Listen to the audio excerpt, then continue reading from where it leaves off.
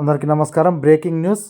అసెంబ్లీలో కేసీఆర్ ఘన స్వాగతం పలికారు. అసెంబ్లీ కార్యదర్శి నరసింహాచార్యులు, పార్టీ ఎమ్మెల్యేలు, ఎమ్మెల్సీలు ఘన స్వాగతం పలికారు. ఇప్పుడు ఆ విజువల్స్ చూద్దాం.